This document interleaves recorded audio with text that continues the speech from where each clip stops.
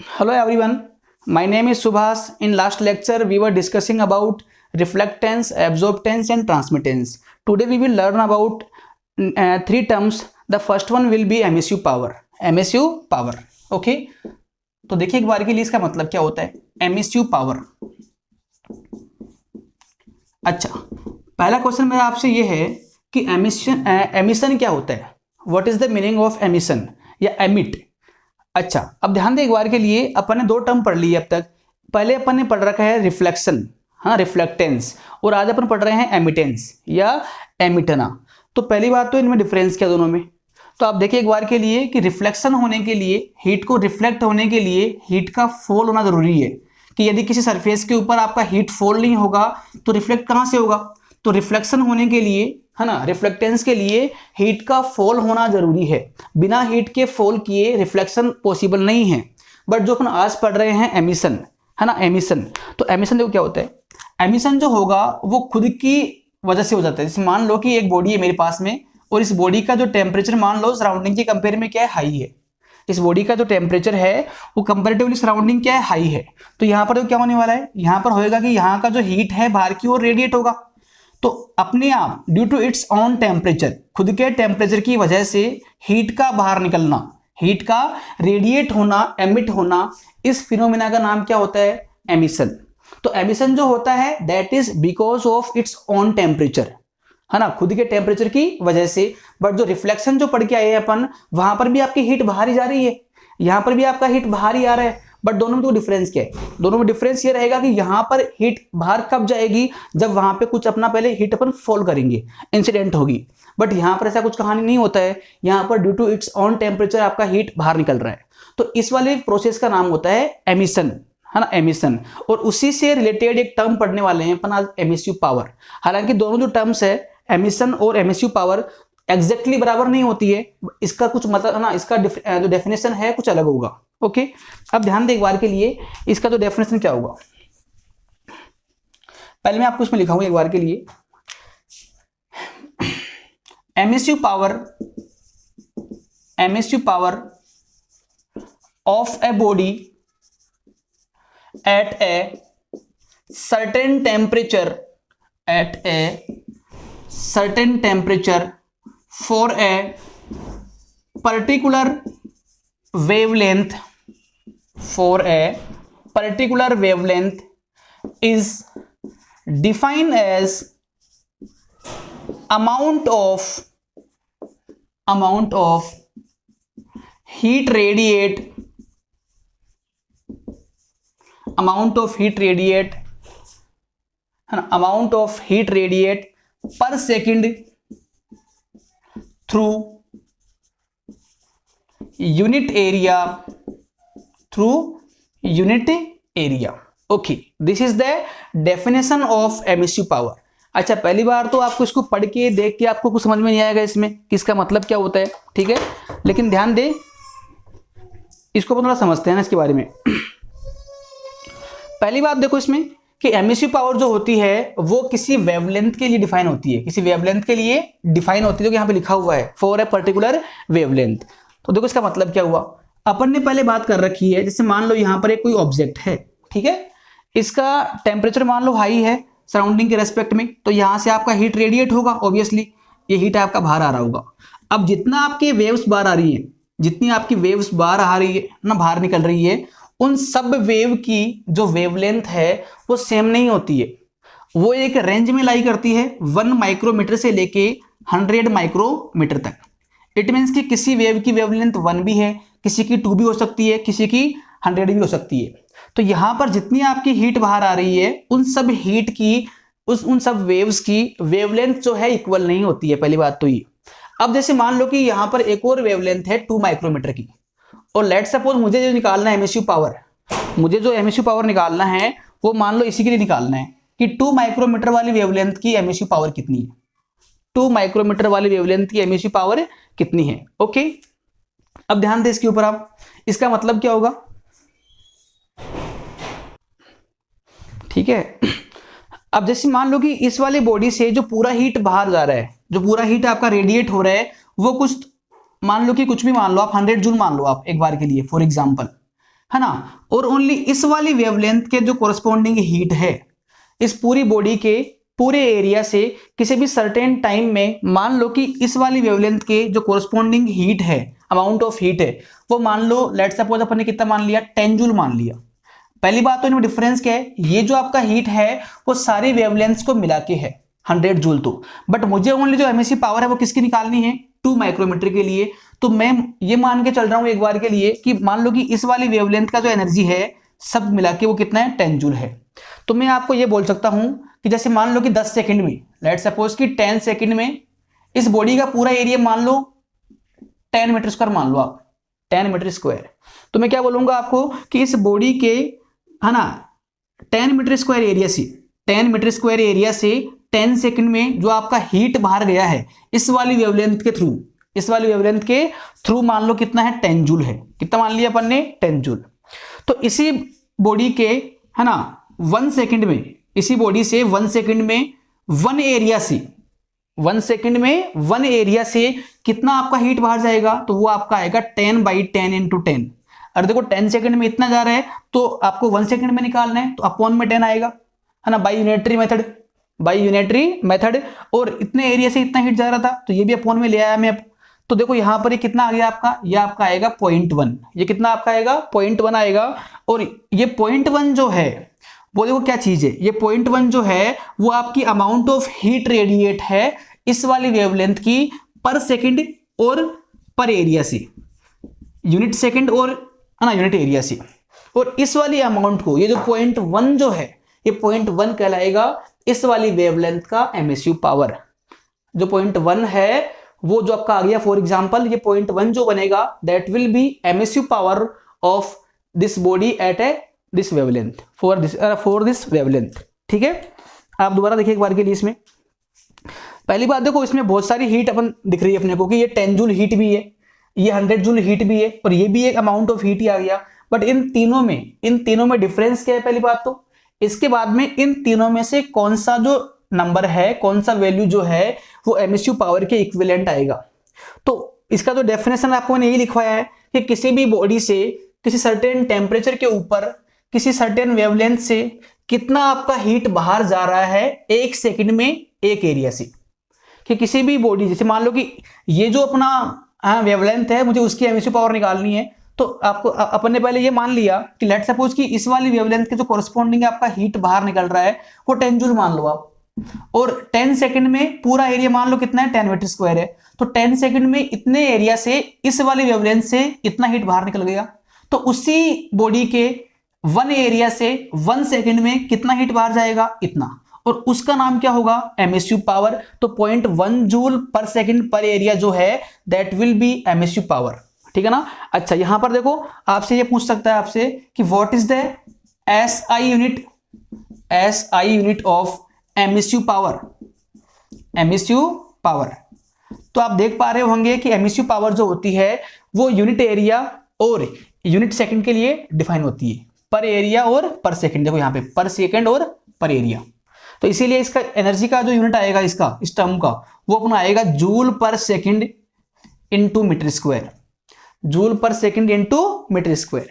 ठीक है, आप चेक करें इसको ना एक बार के लिए, joule per second into metre square. Okay, कैसे मालूम पड़ा, देखो यहां पे ये सेकंड टाइम जो अपोन में आएगा तो सेकंड बनेगा, और एरिया अपोन में आएगा तो मीटर स्क्वायर बनेगा। ऊपर तो हीट का अमाउंट आ रहा है तो joule per second into metre square. इसके अलावा इसका सिंबल जो है, इस वाली टर्म का जो सिंबल रहेगा वो रहेगा E lambda. E lambda, E stand for emissive and lambda stand for a wavelength, for a wavelength. Because अपन ने पहले ही पढ़ लिया कि जो एमएसयू पावर है वो किसी एक पर्टिकुलर वेवलेंथ की होती है, किसी पर्टिकुलर वेवलेंथ की होती है। ठीक है ना, इसको आप नोट कर ले, थ्योरेटिकल पार्ट है, थोड़ा इसको आपको समझना पड़ेगा। और समझने के लिए ही मैंने आपको एग्जाम्पल लिया था। मैं इसको दोबारा एक बार रिपीट कर रहा हूं क्योंकि मुझे लग रहा है कि ये थोड़ा कॉम्प्लेक्स पार्ट आ गया, है ना, टफ पार्ट आ गया। ठीक है, तो फर्स्ट ऑफ ऑल अपने माइंड में आप ये रखिए कि एमएसयू पावर जो होती है किसी बॉडी की, वो किसी वेवलेंथ के लिए डिफाइन होती है, किसी वेवलेंथ के लिए डिफाइन होती है। तो मैं आपको ये बोल दूं कि लेट्स सपोज मुझे जो वेवलेंथ, जो मुझे एमएसयू पावर निकालनी है वो इसकी निकालनी है, इस वाली वेवलेंथ की। तो मेरा ध्यान ओनली क्या कहाँ जाएगा कि इस वाली बॉडी से इतनी वेवलेंथ के थ्रू कितना पूरा हीट बाहर आ गया।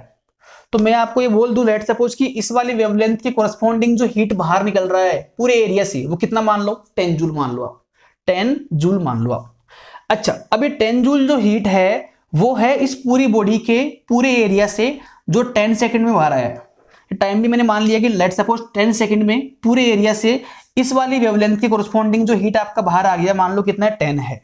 अब ये 10 के लिए आ रहा है, आपको 1 के लिए निकालना है कि 1 सेकंड्स में 1 एरिया से तो इतना हीट बाहर जाएगा, और इसी का नाम क्या होगा, एमिसिव पावर। इसी का नाम क्या होगा, एमिसिव पावर। और आप यहाँ पे देख पा रहे हो कि यहाँ पे अपन क्या कर रहे हैं, अमाउंट ऑफ हीट ऊपर आ रहा है, अपॉन में क्या आ गया, टाइम आ गया, और अपॉन में क्या आ गया, एरिया आ गया। तो इसका जो बनेगा यूनिट, वो बनेगा joule per second into metre square. इसको आप नोट कर लेना फटाफट से। और देखो इसमें नेक्स्ट, यहां पे क्वेश्चन तो नहीं बनते इतने ना, नेक्स्ट आप ध्यान दें। जो नेक्स्ट हम पढ़ने वाले हैं अपन आज, मैंने आपको कल ही कहा था कि 6 से 7 अपन टर्म्स पढ़ने वाले हैं थ्योरेटिकल, तो 4 पढ़ ली अपन ने। जो नेक्स्ट टर्म अपनी पढ़ने वाले हैं वो आपकी होगी एब्जॉर्प्टिव पावर। एब्जॉर्प्टिव पावर जो कल अपन ने पढ़ा था, सिंबल इसका रहेगा ए लैम्बडा, ए लैम्बडा। अच्छा, इससे पहले अपन ने कुछ पढ़ रखा है, लेकिन वो था आपका एब्जॉर्प्टेंस। एब्जॉर्प्टेंस क्या था आपका, कि कितना आपका हीट एब्जॉर्ब हो गया अपॉन पूरा हीट कितना है, that was our absorptance. But today we are going to discuss about absorptive power. Absorptive power, and this is different है ना विद रिस्पेक्ट टू एब्जॉर्प्टेंस। देखो इसमें, देखो इसके नाम से आपको लग रहा होगा कि एब्जॉर्प्टिव पावर, एब्जॉर्प्टिव पावर। तो ध्यान दे एक बार के लिए कि जैसे मान लो कि एक बॉडी है मेरे पास में, ठीक है, इस बॉडी पे मान लो कुछ हीट फॉल किया अपन ने, कुछ आपका हीट मान लो अपन ने फॉल कर दिया, ठीक है। अब जो आपका ये हीट फॉल किया अपन ने, वो लेट सपोज है ना, क्यों मान लो आप, क्यों मान लो, ठीक है ना। अच्छा, अगेन वो एक कहानी यहां पर भी आप ना याद कर सकते हो कि एब्जॉर्प्टिव पावर जो होगी that is again for a particular wavelength, again for a particular wavelength, ठीक है ना। अब ध्यान दे एक बार के लिए, इसको अपन क्या करेंगे कि जैसे मान लो कि आपको ये निकालना है कि 2 माइक्रोमीटर का, कि 2 माइक्रोमीटर वेवलेंथ का एब्जॉर्प्टिव पावर कितना होगा। तो आप ध्यान देना, इसको अपन डिफाइन करेंगे कि पूरा कितना हीट फॉल हुआ है वो यहां पे आएगा, है ना, डिनोमिनेटर में आएगा, और यहां पर अपना आएगा कि ओनली इस वाली वेवलेंथ से या इस वाली वेवलेंथ की कितना आपका हीट इसमें एब्जॉर्ब हो गया। क्योंकि देखो इसमें 2 काम हो रहे हैं, आपका हीट फॉल हो रहा है। अब हीट फॉल होगा तो कोई श्योरिटी नहीं है कि पूरा आपका हीट एब्जॉर्ब हो जाएगा, है ना, कुछ आपका हीट रिफ्लेक्ट भी होगा, कुछ आपका हीट ट्रांसमिट भी होगा। बट मैं ओनली बात कर रहा हूं यहां पे ओनली कौन से पार्ट के बारे में, जो आपका एब्जॉर्ब हो गया। तो मान लो कि पूरा हीट आपका ये जो है अपन ने फॉल किया इसके ऊपर, और इस हीट का कुछ पार्ट जो है वो इस वाली वेवलेंथ के थ्रू इसमें एब्जॉर्ब हो गया। तो उस हीट को अपन ना मान लो आपने क्यू डैश मान लिया, तो क्यू डैश बाई जो क्यू होगा वो इस वाली वेवलेंथ की एब्जॉर्प्टिव पावर बनेगी, एब्जॉर्प्टिव पावर बनेगी। तो जो आपका एल लैम्बडा आ गया वो आपका आएगा absorb heat by particular wavelength upon total heat incident, ये इसका रहेगा फॉर्मूला। और आप देख पा रहे हो कि ये जो है एक रेशियो आ गया, ये अपना एक रेशियो आ गया, और रेशियो आने की वजह से ही इसका जो यूनिट होगा, यूनिट विल बी 1। मतलब देखो यहाँ ध्यान दे एक बार के लिए, आप ऊपर भी आपका हीट आ रहा है जूल में आएगा, और यहाँ भी आपका हीट आ रहा है जूल में आएगा, तो दोनों हीट से हीट कटेगा। तो आप यहाँ लिख सकते हो कि SI यूनिट इज, है ना, मतलब कि नल है ही नहीं इसकी ना, या आप सिंपली ये बोल दो यूनिट लेस। क्या बोल दो इसको आप, यूनिट लेस, ये इसका आंसर आएगा। तो पहली बात तो जो अपना एमिसिव पावर था वो आपका यूनिट लेस नहीं था, और ना ही आपका वो रेशियो था। बट जो ये एब्जॉर्प्टिव पावर है वो एक रेशियो होता है, और रेशियो क्या होगा, वो रेशियो होगा कि किसी भी सर्टेन वेवलेंथ की कितनी हीट एब्जॉर्ब हो गई अपॉन पूरी हीट कितनी आपने उसके ऊपर फॉल की है। तो उनका रेशियो जो होगा उसको अपन बोलेंगे एब्जॉर्प्टिव पावर। ओके, इसको उतार ले आप फटाफट से। और डिफरेंस यहां पर यह बनेगा कि absorptive power is a unitless quantity, but emissive power is, है ना, इज, है ना, ए टाइप ऑफ, है ना, यूनिट क्वांटिटी। ओके, जो नेक्स्ट हम अपन पढ़ रहे हैं वो आपकी होती है एमिसिविटी। एमिसिविटी, अच्छा, ये जो एमिसिविटी टर्म्स पढ़ रहे हैं अपन, वो एमिसिव पावर से डिफरेंट होती है। अब ध्यान दें, अगेन ये एक रेशियो होता है, ये भी एक रेशियो ही होता है। अब देखिए एक बार के लिए इसका मतलब क्या होता है, इसको मैं लिखूंगा emissive power, emissive power of a certain body ratio emissive power of A black body, of a black body. This ratio is known as emissivity of that body. This ratio is known as emissivity of that certain body. जैसे मान लो, अच्छा देखो, इसमें जो reference body ली है अपन ने किसके respect में, वो अपना है ब्लैक बॉडी। और ब्लैक बॉडी अपन ने पहले पढ़ रखी है कि ब्लैक बॉडी कैसी होती है कि जो हीट को रिफ्लेक्ट नहीं करे। अच्छा, हीट को रिफ्लेक्ट नहीं कर सकती बट हीट को एमिट कर सकती है, हीट को एमिट तो कर सकती है। अब ध्यान दें एक बार के लिए, आप एक चीज बताऊं मैं आपको ना, कि जो ब्लैक बॉडी की प्रॉपर्टी अपन ने कल पढ़ी थी, आप दोबारा इसको आप याद करें। जैसे मान लो ये ब्लैक बॉडी है, अब होता क्या है एक्चुअल में कि यदि अपन इस पर हीट फॉल करेंगे तो वो पूरी हीट को क्या कर लेगी, एब्जॉर्ब कर लेगी। ब्लैक बॉडी की प्रॉपर्टी ऐसी ही होती है, अपन ने कल पढ़ रखा है कि जितना आपने इसके ऊपर हीट फॉल किया है वो पूरा का पूरा आपका हीट क्या हो जाएगा, इसमें एब्जॉर्ब हो जाएगा। अच्छा, इसके अलावा हाई टेम्परेचर पर, एट ए हाई टेम्परेचर, जैसे मान लो इस बॉडी का जो है, ब्लैक बॉडी का जो टेम्परेचर है अपन ने बहुत हाई कर दिया, तो हाई टेम्परेचर पे ब्लैक बॉडी जो है अपने आप में से हीट को बाहर भी निकालती है, अच्छे से हीट को बाहर निकालेगी। तो एमिसिविटी तो इसमें होती है, रिफ्लेक्टेंस नहीं होता है। जो स्मॉल आर का वैल्यू है वो कितना होता है, इसके लिए 0 होता है, बट यहाँ पे बात हो रही है एमिसिविटी की, है ना, तो यहाँ पे एमिसिव पावर आ रहा है, तो एमिसिव पावर इसमें होती है। अब मुझे देखो समझना क्या है, मुझे यहां पर यह करना है कि यार एमिसिविटी कितनी होती है एक सर्टेन बॉडी की। तो इसके लिए जैसे मान लो कि मेरे पास में एक बॉडी है, ठीक है ना, अब ये ब्लैक बॉडी नहीं है, एक कोई सर्टेन बॉडी, जैसे मान लो मार्कर है या डस्टर मान लो आप, और मुझे ये फाइंड करना है कि इस बॉडी का जो एमिसिविटी कितना है किसी भी टेम्परेचर पर, किसी भी टेम्परेचर के ऊपर। तो आप एक काम करो कि पहले आप इस बॉडी का, जैसे मान लो टेम्परेचर मान लो T मान लिया अपन ने, टेम्परेचर अपन ने क्या मान लिया, इसका T मान लिया। तो इस टेम्परेचर पे आप निकालो कि इस वाली सर्टेन बॉडी का एमिसिव पावर कितना है। इसको आप बोल दो कि यह है मान लो ई लैम्बडा, मान लो कितना मान लिया अपन ने, ई लैम्बडा। अच्छा, अब एक आप ब्लैक बॉडी लेके आओ, अब एक आप ब्लैक बॉडी लेके आओ और उसी टेम्परेचर पर, उसी सर्टेन टेम्परेचर के ऊपर, है ना, आप इस ब्लैक बॉडी की एमिसिव पावर निकालो। आप इस ब्लैक बॉडी की भी आप एमिसिव पावर निकालो। और एमिसिव पावर क्या होती है अपन ने पहले पढ़ लिया, एनर्जी पर सेकेंड पर एरिया, एनर्जी पर सेकेंड पर एरिया। तो आपको ये निकालना है, जैसे मान लो लेट सपोज कि 2 माइक्रोमीटर पर इस बॉडी का एमिसिविटी कितना होगा। तो आप एक काम करो कि इसी वेवलेंथ पे पहले आप इसका निकालो कि एमिसिव पावर कितना है इस टेम्परेचर पर, और सेम टेम्परेचर पर आप इस वाली बॉडी का निकाल लो एमिसिव पावर, जो कि एक ब्लैक बॉडी है, ये फिक्स बॉडी है, ये अपनी फिक्स बॉडी है ब्लैक बॉडी। और ये मान लो कोई आयरन की बॉडी है, ये मान लो आपकी आयरन की बॉडी, मान लो आप आयरन बॉडी। तो आप इसका जो है एमिसिव पावर निकालो, इसका भी आप एमिसिव पावर निकालो, और इन दोनों का आप रेशियो ले। जैसे मान लो कि इसका जो एमिसिव पावर मान लो 10 आ गया लेट सपोज, और इसका मान लो कितना आ गया, 20 आ गया। तो आपको अब ये निकालना है कि इस वाली बॉडी का एमिसिविटी कितना है। एमिसिव पावर और जो एमिसिविटी है दोनों डिफरेंट चीजें हैं। तो इसका जो एमिसिव पावर है वो तो 10 है, इसका जो एमिसिव पावर है सेम टेम्परेचर के ऊपर वो 20 मान लो आप। तो अब आपको ये निकालना है कि इस बॉडी का एमिसिविटी कितना होगा। तो एमिसिविटी आपका कितना है, वो कितना होगा, एमिसिव पावर ऑफ बॉडी 10 है अपॉन कितना, emissive power of A black body at same temperature. यहां आप डाल लो, भले ही जो कंडीशन रहेगी वो रहेगी आपकी at a same temperature, temperature should be same. तो ये 20 आएगा, मतलब कितना आ गया आपका 0.5। तो जो 0.5 है वो आपकी कहलाएगी इस बॉडी की एमिसिविटी, इस बॉडी की एमिसिविटी।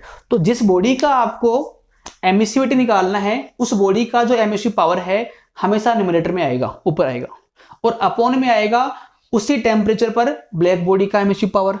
तो इन दोनों को अपन निकाल के यहाँ पुट करेंगे तो जो भी आपको आंसर मिलेगा, इस रेशियो को आपको जो आंसर मिलेगा वो जो आंसर आएगा वो उस सर्टेन बॉडी का एमिसिविटी बन जाएगा। तो इस बॉडी का, आयरन की बॉडी का जो एमिसिविटी है वो कितना है, 0.5 है, 0.5 है। अच्छा, आप एक और चीज देख लिया आप कि इसका सिंबल होता है ई लैम्बडा, पहले पढ़ रखा है अपन ने। और एक ब्लैक बॉडी की बात करी तो ब्लैक बॉडी की एमिसिविटी को, एमिसिव पावर को दिखाने के लिए अपन काम में लेंगे E lambda. E is capital, E is a capital. और जो स्मॉल ई है that is use for general bodies, but जो कैपिटल ई है that is use for a black body. तो बेसिकली अपन ये बोल सकते हैं यहां पर कि जो एमिसिविटी अपना आ गया, अच्छा ये ई नहीं है, इसको अपन बोलते हैं एप्टा, EPTA, एप्टा। एमिसिविटी का सिंबल जो है वो एग्जैक्टली ई नहीं होता है, ई के जैसा ही होता है, बट उसका सिंबल का नाम क्या होगा, एप्टा। और एप्टा जो होता है वो होगा E lambda upon E lambda. This is the formula to find emissivity.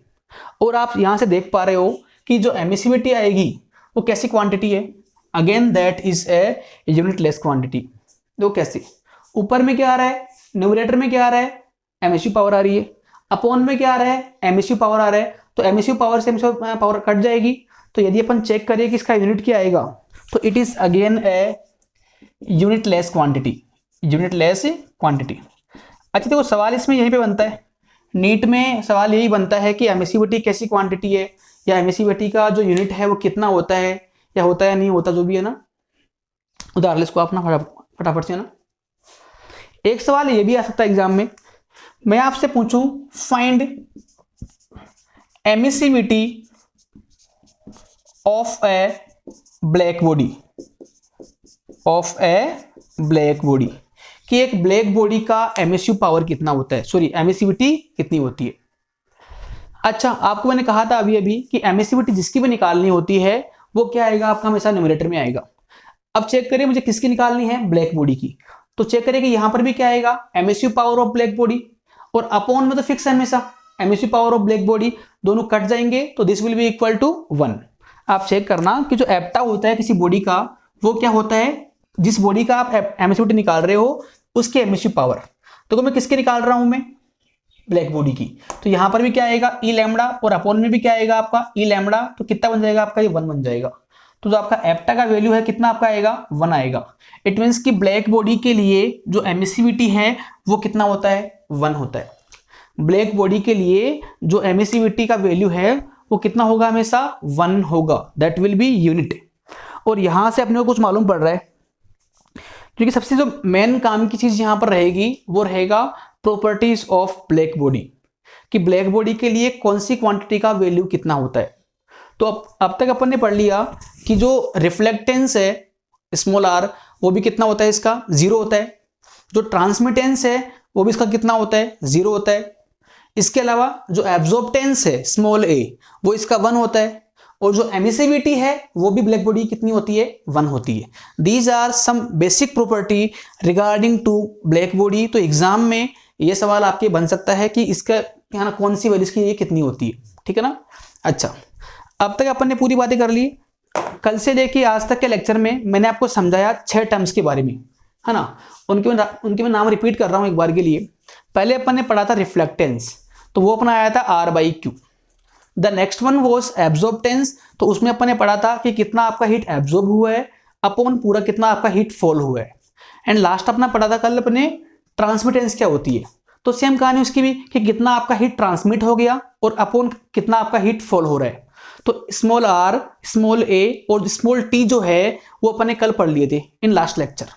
और आपको मैंने वहां पे कहा था कि स्मॉल आर, जैसे आप याद करो कि R plus A plus T equal to क्या होता है, 1। मतलब कि किसी भी सरफेस के लिए या किसी भी बॉडी के लिए इनकी वैल्यूज या जो ये रिलेशन है, जो आपका रिलेशन है वो हमेशा क्या है, ट्रू रहेगा। आज अपन ने बात की 3 टर्म्स के बारे में। अगेन जो फर्स्ट टर्म पढ़ी अपन ने वो अपन ने पढ़ा एमिसिव पावर, एमिसिव पावर। अब जो एमिसिव पावर के बारे में अपन ने बात की कि किसी भी एक सर्टेन वेवलेंथ से 1 सेकंड में और एक एरिया में कितना आपका हीट बाहर जा रहा है, कितना आपका हीट एमिट हो रहा है, रेडिएट हो रहा है, उस अमाउंट को अपन क्या बोलेंगे, एमिसिव पावर। दोबारा मैं रिपीट कर रहा हूं कि किसी भी एक सर्टेन वेवलेंथ के कोरस्पॉन्डिंग किसी भी वेवलेंथ से कितना आपका हीट 1 सेकंड में एक एरिया से, 1 एरिया से बाहर निकल रहा है, एमिट हो रहा है उस अमाउंट ऑफ हीट को अपन क्या बोलते हैं, एमिसिव पावर। एंड उसका जो यूनिट है वो कितना आया था आपका, joule per second into metre square. The next term was absorptive power. And absorptive power अपना आसान है, वो एक रेशियो होता है कि किसी भी एक सर्टेन वेवलेंथ से कितना आपका हीट एब्जॉर्ब हो गया अपॉन आपका कितना हीट पूरा फॉल हो गया था। इनका जो रेशियो है वो अपन ने पढ़ रखा है कि दैट वाज एब्जॉर्प्टिव पावर। आज जो अपन पढ़ रहे हैं इसके अलावा जो अपन ने पढ़ा एमिसिविटी। अब देखो सारे टर्म्स को आप थोड़ा डिफरेंट रखना आप, क्योंकि सारे एक जैसे लग रहे हैं आपको बट एक होते नहीं है, इन सब में कुछ ना कुछ डिफरेंस जरूर है। जो एमिसिविटी होती है वो अगेन एक रेशियो होगा, और वो रेशियो कितना होगा कि किसी भी एक सर्टेन बॉडी का एमिसिव पावर अपॉन उसी टेम्परेचर पर एक ब्लैक बॉडी का एमिसिव पावर। तो फॉर्मूला अपना ऐसा मॉडिफाई हो जाएगा, ई लैम्डा अपॉन है ना, ई लैम्डा। एग्जाम्पल अपन ने समझ लिया। तो these are 6 terms and this all are theoretical, this all are theoretical, these are least important for competitive exams, है ना। आईआईटी में नीट में सवाल कम ही आते हैं, बट फिर भी है ना अपन रिस्क लेंगे नहीं, अपन ने पढ़ लिया, जितना आपको आ गया अच्छी बात है ना। यदि आपको समझ में कम भी आया है यहाँ पर तो आप टेंशन ना ले इस चीज के लिए ना। नेक्स्ट जो क्लास में अपन पढ़ने वाले हैं Stefan Boltzmann law, Stefan Boltzmann law, और इसके लास्ट में अपन पढ़ने वाले हैं Wien's law, Wien's law. And उसके बाद में आपका चैप्टर पूरा हो जाएगा, ठीक है ना। तो this chapter is about to complete, about to over. तो जितना आपको पढ़ा रहा हूं मैं, आपको उसको कंटिन्यू आपको पढ़ना पड़ेगा, और यदि कहीं आपको डाउट आए तो please mention in comment section. Okay, thank you so much, bye.